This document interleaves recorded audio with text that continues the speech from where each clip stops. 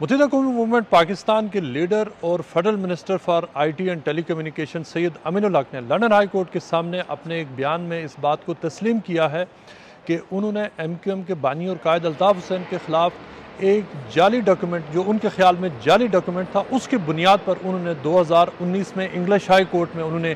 Case शुरू किया। अमीनुल हक की तरफ से जो एक्स्ट्रा ऑर्डिनरी स्टेटमेंट है, ये जो ICC के जो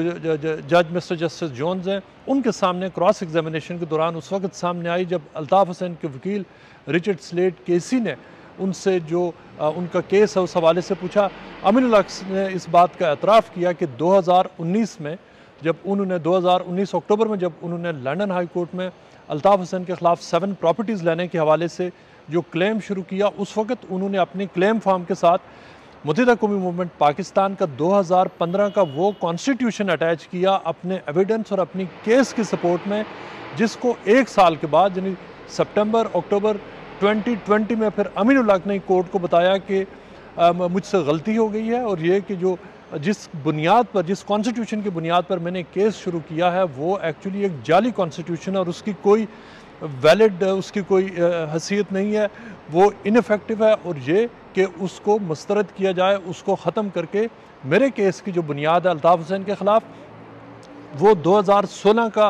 वो कॉन्स्टिट्यूशन माना जाए जो अल्ताफ़ हुसैन की 22 अगस्त 2016 की स्पीच के बाद MQM पाकिस्तान ने अप्रूव किया था और जिसके तहत अल्ताफ़ हुसैन को पार्टी पोजीशन से रिमूव कर दिया गया था, उनको पार्टी से एक्सपेल कर दिया गया था, राब्ता कमेटी के मामलात से एक्सपेल किया गया और MQM पाकिस्तान के कॉन्स्टिट्यूशन से उनको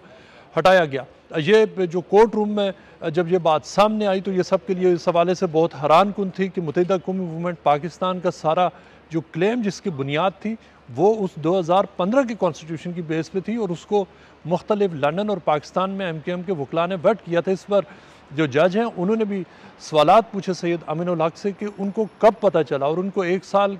क्यों, उनको इतना लंबे अरसे बाद उनको ये पता चला कि एक्चुअली जो उनके केस की बुनियाद है वो ऐसा डॉक्यूमेंट है जिसको अब वो जाली, फ्रॉडुलेंट और फोर्ज डॉक्यूमेंट कह रहे हैं। ये सवालात हुए सैयद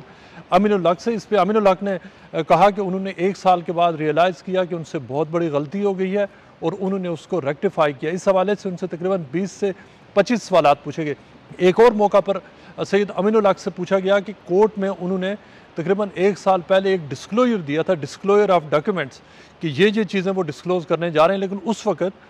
जो प्रीवियस जस्टिस मिस्टर लीच थे उन्होंने उनसे कहा था कि वो जो लंदन और MQM पाकिस्तान के दरमियान होने वाली मुख्तलिफ जो कम्युनिकेशंस हैं उसका पूरा डिस्क्लोजर दें और ख़ास तौर पर जो कॉन्स्टिट्यूशन के हवाले से अमीनुल हक ने यह इंकशाफ किया कि आज से तकरीबन 5 से 6 महीने पहले MQM पाकिस्तान की जो राब्ता कमेटी की जो ईमेल थी जो कई सालों तक वो ऑपरेशनल थी वो हैक हो गई थी। इस पर जो अल्ताफ़ हुसैन के वकील हैं उन्होंने उनसे पूछा कि क्या आप इस बात की तस्दीक करते हैं कि आप पाकिस्तान में IT और टेलीकम्युनिकेशंस के मिनिस्टर हैं और ये कि जो IT की मिनिस्ट्री है वो आपके अंडर आती है। इस पर अमीनुल हक ने जब कहा कि जी वो IT के सारे मामलात के वो इंचार्ज हैं, इस पर जो अल्ताफ़ हुसैन के वकील हैं उन्होंने उनसे पॉइंटेड क्वेश्चन पूछा कि एज़ IT मिनिस्टर आपको पता था कि आपने लंदन हाई कोर्ट के सामने पेश होना है, तो आपने क्या स्टेप्स लिए उस राब्ता कमेटी MQM RC की जो ईमेल एड्रेस है उसको रिकवर करने के हवाले से। इस पर जो जज हैं उन्होंने मज़ीद रोक दिया अल्ताफ़ हुसैन के वकील को उनसे सवालात पूछने पर, लेकिन इसके साथ साथ अमीनुल हक से उन्होंने ये सवाल भी पूछा कि आप पाकिस्तान के फेडरल मिनिस्टर हैं, लेकिन आप ऐसा क्या हुआ कि आपने वीज़ा ब्रिटिश हाई कमीशन से नहीं लिया जबकि आपको पता था कि ये ट्रायल होना और आप इस ट्रायल के लिए आप लंदन नहीं आए और आप वीडियो लिंक के ज़रिए आप बयान दे रहे हैं। इसको भी जज ने उनसे कहा कि वो जो केस जो कॉन्स्टिट्यूशनल मैटर है उससे अलग है, वो इस पर अमीनुल हक से उन्होंने कहा कि वो बेशक जवाब ना दें। लेकिन जो केस की प्रोसीडिंग्स के दौरान जो 2015 का जो कॉन्स्टिट्यूशन था उसके हवाले से अमीनुल हक ने बार बार पूरा वक्त उनसे यही सवालात पूछे गए। उनसे ये भी पूछा गया कि किस स्टेज पर उनको एडवाइस किया गया और उनको गाइड किया गया कि शायद उन्होंने गलत कॉन्स्टिट्यूशन की कॉपी लगा दी। उन्होंने इस बात को माना कि जो उन्होंने 2015 का कॉन्स्टिट्यूशन था वो अल्ताफ़ हुसैन ने वसीम अख्तर से बात की थी और उन्हें कहा था कि एक नया कॉन्स्टिट्यूशन चाहिए MQM के लिए, और फिर उन्होंने माना इस बात को कि वसीम अख्तर ने फिर सैयद सरदार अहमद को कहा कि वो एक कॉन्स्टिट्यूशन का ड्राफ्ट तैयार करें जो अल्ताफ़ हुसैन के पास भेजा गया। जो MQM लंदन है तो उनका मौक़िफ़ ये है कि ये 2015 का वाला वो कॉन्स्टिट्यूशन है जो 21 अक्टूबर 2015 को उन्होंने एक्सेप्ट किया था, और जो अल्ताफ़ हुसैन को एब्सोल्यूट पावर्स देता है, और जो MKM का जो ट्रस्ट है जो लंदन प्रॉपर्टीज़ को गवर्न करता है,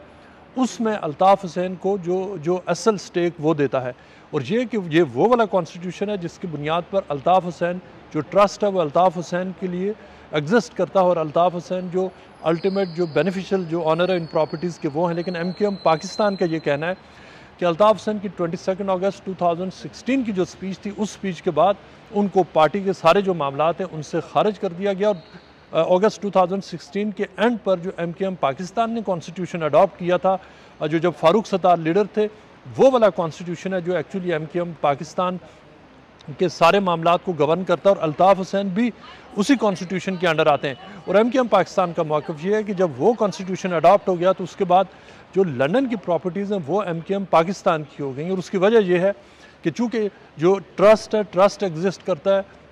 MKM के लिए, ना कि अल्ताफ़ हुसैन के लिए। और ये कि अब जो MKM है वो एक्चुअली MKM वो है जो MKM पाकिस्तान है, और MKM लंदन नहीं है। इस वक्त जो लंदन हाई कोर्ट के सामने केस चल रहा है जिसमें तकरीबन 10 मिलियन पाउंड्स की प्रॉपर्टीज़ के हवाले से दोनों साइड्स की लड़ाई जारी है, उसमें जो पहला स्टेज है उसमें लंदन हाई कोर्ट ने ये फैसला करना है कि एक्चुअल जो MKM है कौन सी वाली, MKM पाकिस्तान या MKM लंदन। कोर्ट ने यह भी फैसला करना है कि किस कॉन्स्टिट्यूशन की वैलिड हैसियत को माना जाए, 2015 का वो कॉन्स्टिट्यूशन जो MKM लंदन के पास है और जो इलेक्शन कमीशन ऑफ पाकिस्तान के पास नहीं है, या 2016 का कॉन्स्टिट्यूशन जो अल्ताफ़ हुसैन को पार्टी से मुख्तलिफ स्टेप्स उठाकर फ़ारूक सत्तार और जो MKM पाकिस्तान की लीडरशिप ने उनको एक्सपेल किया, और फिर वो वाला कॉन्स्टिट्यूशन जो इलेक्शन कमीशन ऑफ पाकिस्तान के सामने रखा गया है। जो अल्ताफ़ हुसैन के वकील हैं उन्होंने कोर्ट के सामने रखा कि किस तरह से फ़ारूक सत्तार को 22 अगस्त की शाम को रेंजर्स ने गिरफ़्तार किया था और उनको प्रेस कॉन्फ्रेंस से रोक दिया गया था। लेकिन फिर ओवरनाइट फ़ारूक सत्तार रेंजर्स के पास रहे, और उसके अगले दिन 23 अगस्त की शाम को उनको प्रेस कॉन्फ्रेंस की इजाज़त मिली, जिसके बाद उन्होंने उस प्रेस कॉन्फ्रेंस में सिर्फ ये कहा था कि अल्ताफ़ हुसैन कुछ अरसे के लिए ब्रेक ले रहे हैं और पार्टी के मामलात अब पाकिस्तान से चलेंगे। लेकिन उनका मौक़िफ़ अल्ताफ़ हुसैन के वकला का ये है कि फिर MKM पाकिस्तान ने साजिश की, और उस साजिश के ज़रिए उन्होंने अल्ताफ़ हुसैन को कुछ दिनों के बाद पार्टी के सारे मामलात से निकाल लिया, और फिर इस तरह से उनकी पार्टी पर कब्ज़ा कर दिया। उनका मौक़िफ़ ये है कि जो MKM लंदन है वो MKM हकीकी है, यानी MKM असल वाली वो है, जबकि MKM पाकिस्तान का ये कहना है कि असल MKM हम हैं, और जो अल्ताफ़ हुसैन और उनका जो ग्रुप है उसकी जो लीगल हैसियत कोई भी नहीं है, और जो लिहाजा जितने भी असासे MKM लंदन के पास है वो सारे के सारे MKM पाकिस्तान को दिए जाएँ।